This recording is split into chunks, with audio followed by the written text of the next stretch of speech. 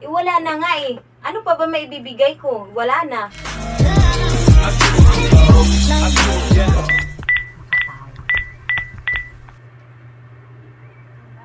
Hello, Tiyo. Kumusta kayo dyan sa abroad? Hello, pamangkin. Okay naman ako dito. Kayo dyan, sa bansa natin. Okay naman, Tiyo. May naisip kasi akong bagong negosyo eh. Hihingi sana ako ng pampuhunan sa'yo eh. Hello, pamangkin. Anong klaseng negosyo ba yan? Balak ko sanang magtayo ng computer shop. At yung katabi ng computer shop, milk tea. Hello, pamangkin. Maganda yung naisip mong negosyo na yan, pamangkin. Oo, Tiyo. Tapos, hati tayo sa magiging kita. Para kung gusto mo na dito sa bansa natin manirahan, at least, meron ka nang nakaabang na hanap buhay. Oo nga, pamangkin, kasi tumatanda na rin ako.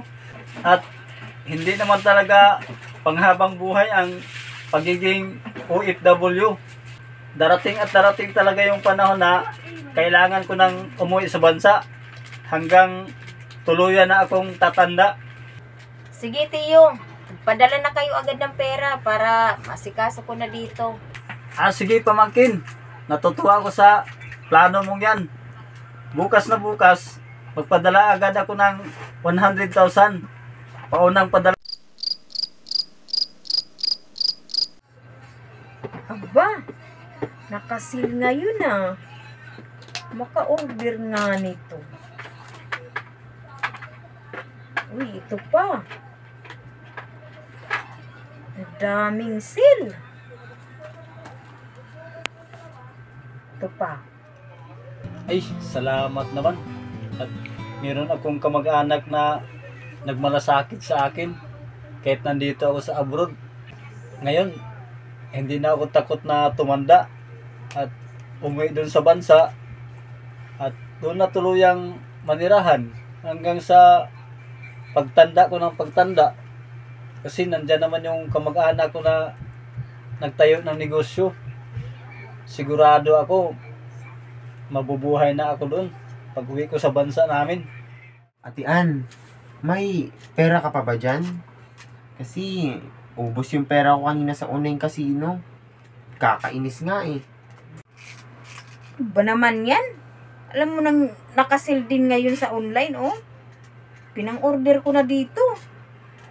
Kainis naman ate. Humingi ka na lang kaya ulit kay Tiyo. Hello, Tiyo.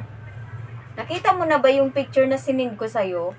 Picture ng computer shop at milk tea. Kaya lang, yung contractor, humingi ng additional na bayad eh. Kasi may dinagdag ako na pinagawa. Hello pamangkin. Sige, magpadala ako agad-agad sa'yo dyan. Tao po. Oh, Tiyo. Ba't bigla ka dumating? Ituan, sa wakas, nakabalik na rin ako sa bansa natin. Saka sa wakas, makita ko na rin yung pinaghirapan ko sa abroad. Yung tinayo nating negosyo. Tiyo. Bakit naman kasi biglaan pag-uwi nyo? Nakakagulat naman kayo.